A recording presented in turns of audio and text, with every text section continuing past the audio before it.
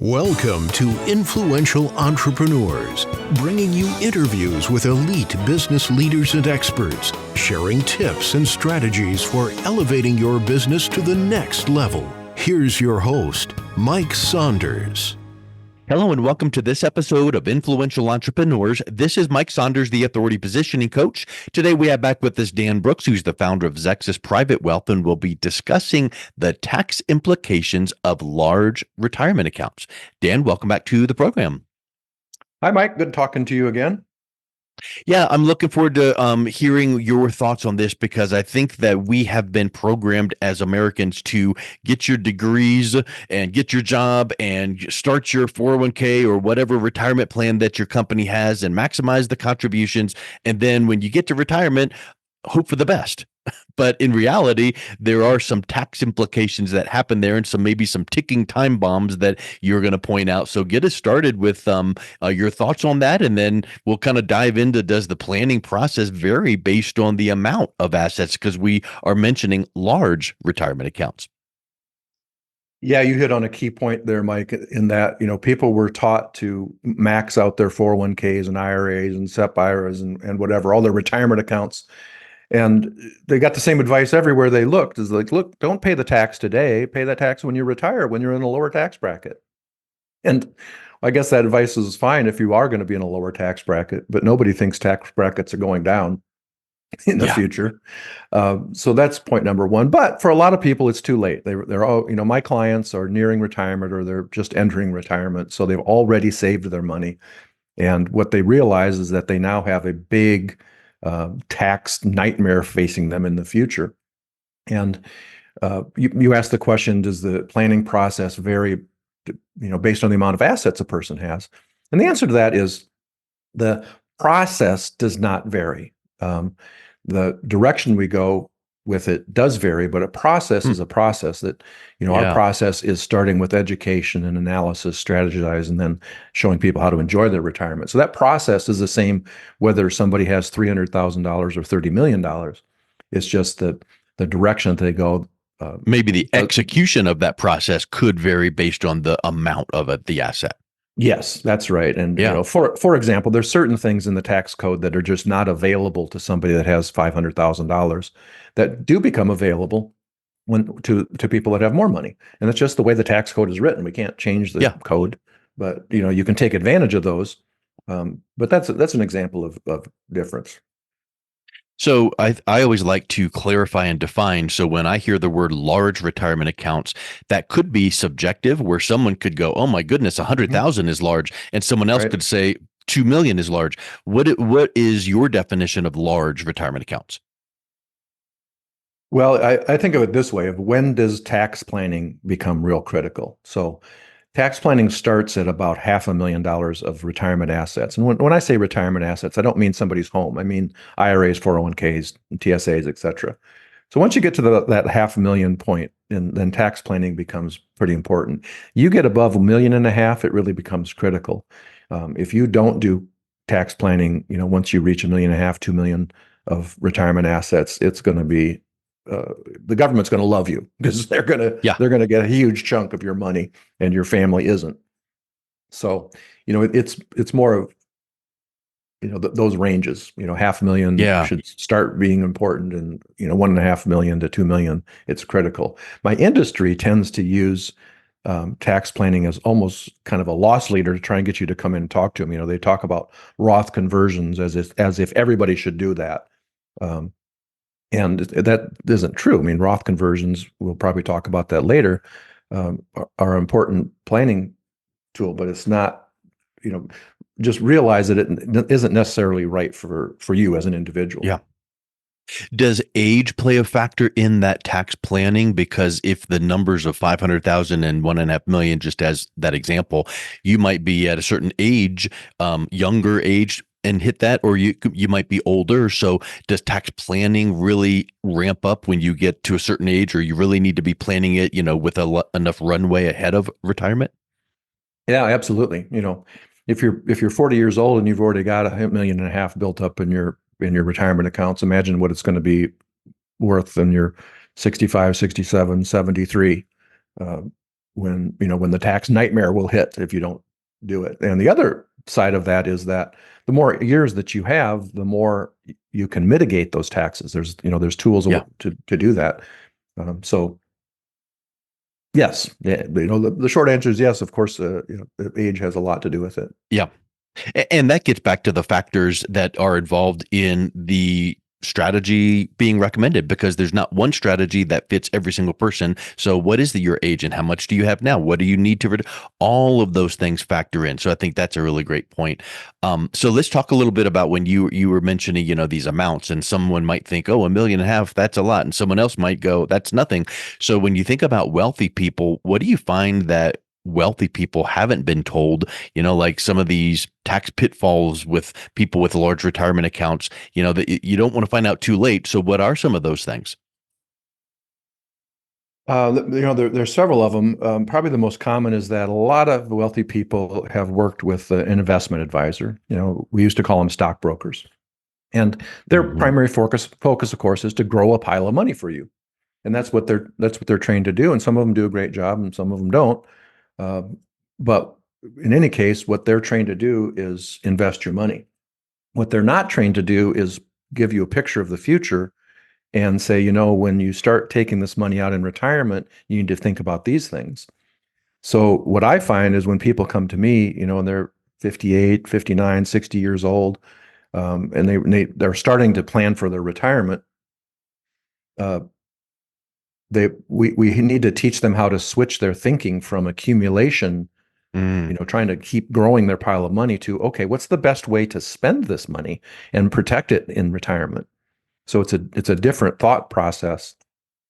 And they're not told things like, Medicare has this, I think of it as a penalty tax for wealthy people called IRMA, income with respect to Medicare amount or monthly amount, where you can pay actually a larger portion of your Medicare depending on how much your taxable income is. And a lot of people don't find out about it until it hits them. They get this notice in the mail that they owe another whatever thousands of dollars. Nobody ever told them it was even going to happen. And Wow. they have these thresholds that you go $1 over the threshold and your tax can jump by thousands of dollars. So that's just one example. Required minimum distributions, again, at a certain age, 72, 73, depending on maybe even 75, depending on a person's age, they force you to start spending your money and pay the tax on it. So if you're not prepared for that, if you don't plan for that in advance, it can be a disaster financially. But there's lots of tools available that most people haven't been told that they can use to mitigate those taxes. And there's probably a whole cadre of tools that, oh, well, you could do that, and then it would confuse people. So you need to make sure that you're working with that guide that can make sure that right tool is implemented at the right time.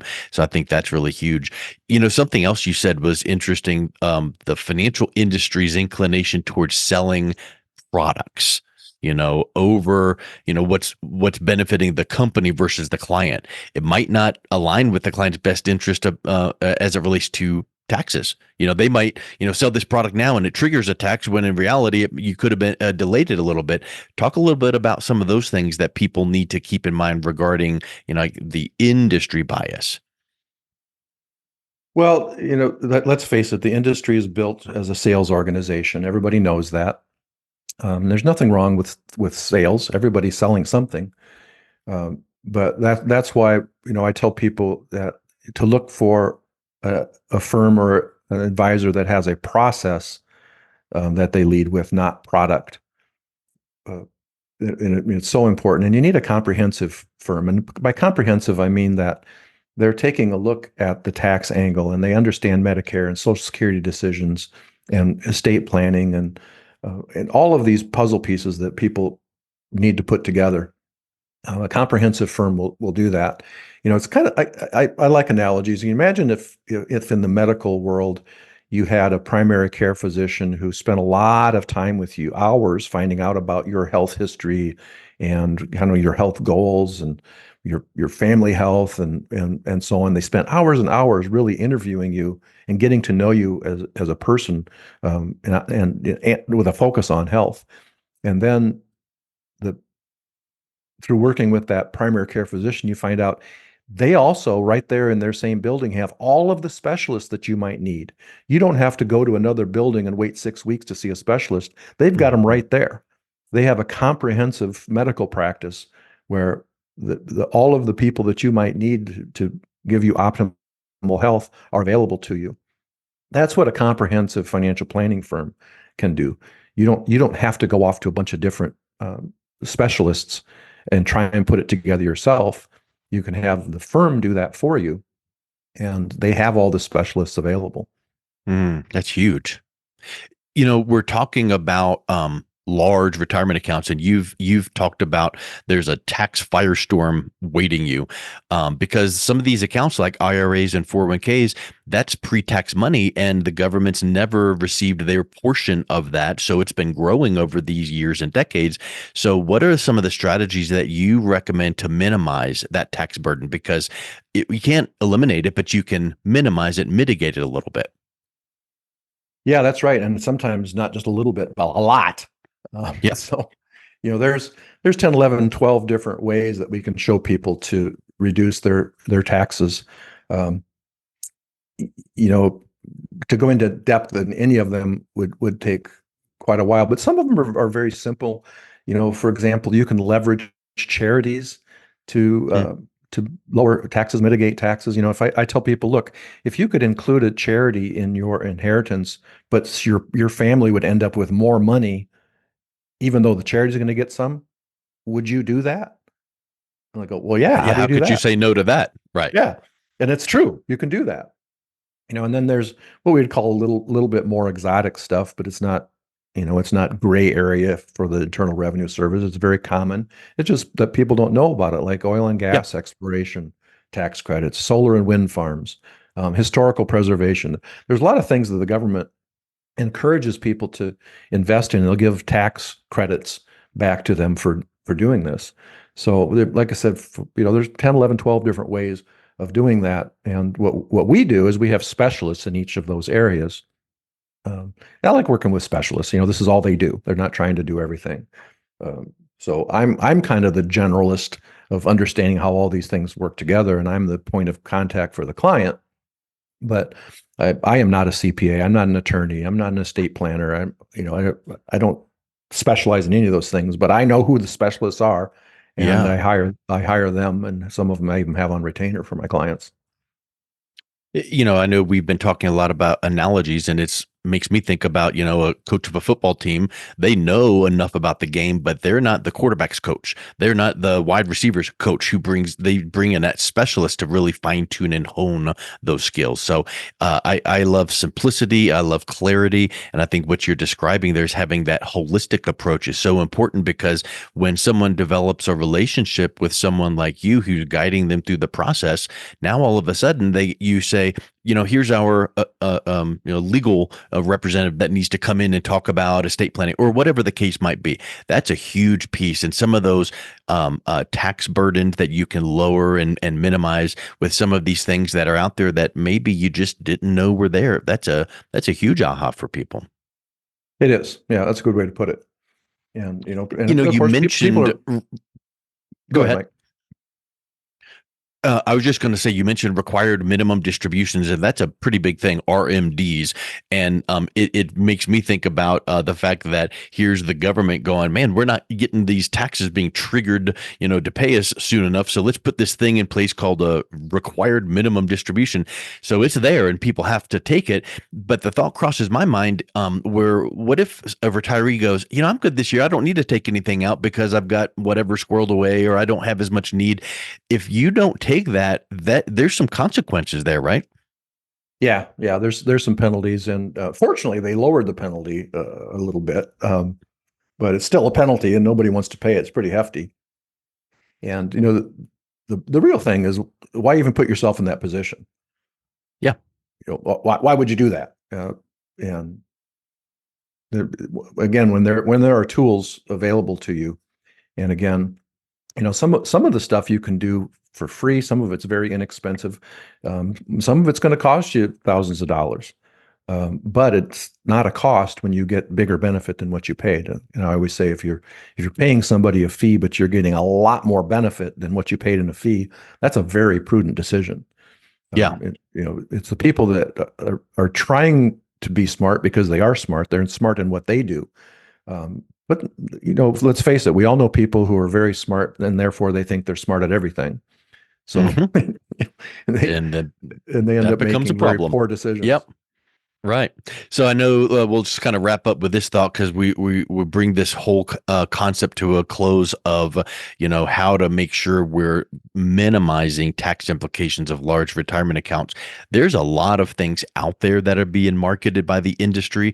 And even though someone like yourself is the guide saying, here's some things to consider, a retiree still needs to feel comfortable and evaluate these options. What are some of those things that someone needs to keep in mind when they're making that evaluation of some of the options?